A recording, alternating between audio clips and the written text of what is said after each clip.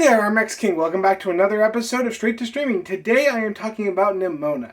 Nimona is the latest animated film to hit Netflix and was directed by Nick Bruno and Troy Quane. I apologize if I mispronounced that name. And it takes place in this futuristic sci-fi fantasy world where, though we have flying cars and laser cannons, we also still have knights who are knighted by a monarch. Little awkward, but okay. Anyway, in this futuristic world, we follow Ballister, voiced by Riz Ahmed, who is about to be knighted as the first commoner to become a knight.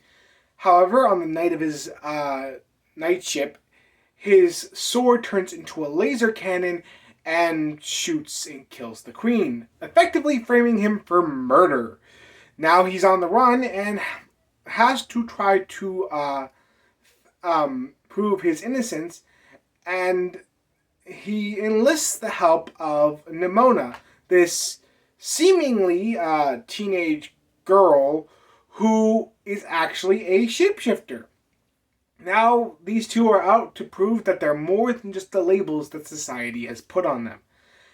And that's the basic setup, and I'll be honest, this film is really good. Like, the story of two characters who are essentially ostracized from society and have been labeled by society, and as such have to prove that they're more than what the society has made them into, is really relevant to today's world. And I really felt like the story understood how important it was to get this right, as these two characters struggle so hard against the unstoppable force that society has placed on them, as they continue to struggle to prove that they're more than just a villain, or in Nimona's case, a monster. And it really is about like society's perception and trying to alter that perception in any way and given form, and how difficult that really is. Now, I wish we got a little bit more about the world this film takes place in. As I said, it's a science fiction amalgamation with fantasy, and I like that idea. It's just, well, I mean, I kind of want to know more about the world as a whole and how it kind of got to be this way. We get a couple things about the lore of the world, or the perceived lore of the world, but there's got to be more to it. I mean, I don't know how a society evolves from a fantasy world into a science fiction world and combines those two. It really is a little bit confusing. But hey, this doesn't stop the story from being compelling and interesting and relevant. The characters are also really well done, as Nimona is just an absolute freak of nature. She is absolute chaos. She's insane, and as such, she's given a lot of like the best lines, and is still a character we want to root for, as she does seem to have the right idea about society and how it kind of pushes these labels onto people.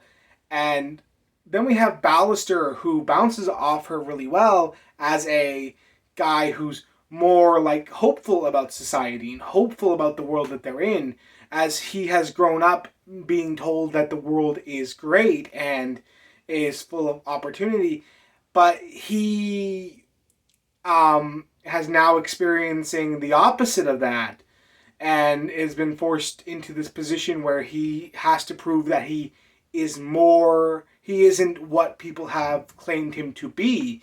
And as such, he's seeing a much more darker take on his society, and a much more darker undertone than he was used to and didn't even believe existed. He believed in a black and white world, and he's slowly figuring out that there's a lot more layers to it, as opposed to Nimona, who's very sarcastic and very knowing about how like the world works, and knows that society won't just change or accept them, despite the fact that they will even have evidence to prove otherwise.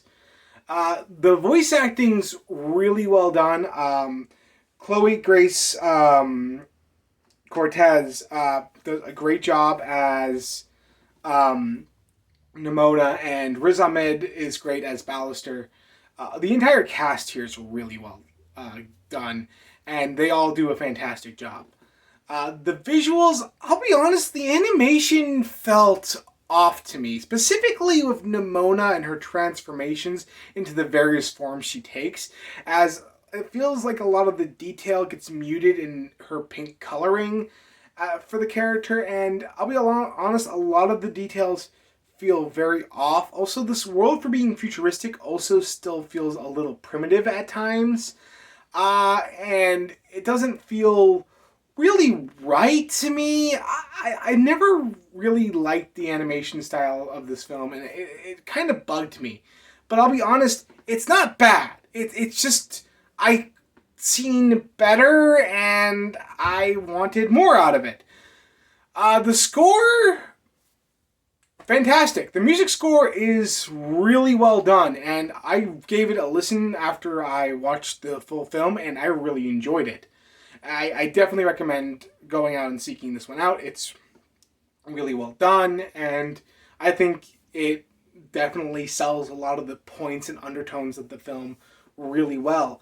At the end of the day, Nimona was a surprise. I did not expect this film to be as good as it was, or manage to deal with this level of complexity in a manner that was compelling, interesting, and made me feel like it was understanding the situation of the way the world is now, and felt very relevant to what a lot of people are going through. I really enjoyed this one. I'm going to give Nimona an 8 out of 10. Though it isn't the greatest movie visually, I still think it's good enough and to fit into a higher score than some other films that look gorgeous but have a terrible, terrible story. So anyway, that's how I felt about Nimona. What did you think about it? Let me know in the comments below. If you liked this video, like, comment, and subscribe. And make sure you hit that bell to be notified when I post new content. And I will see you next time.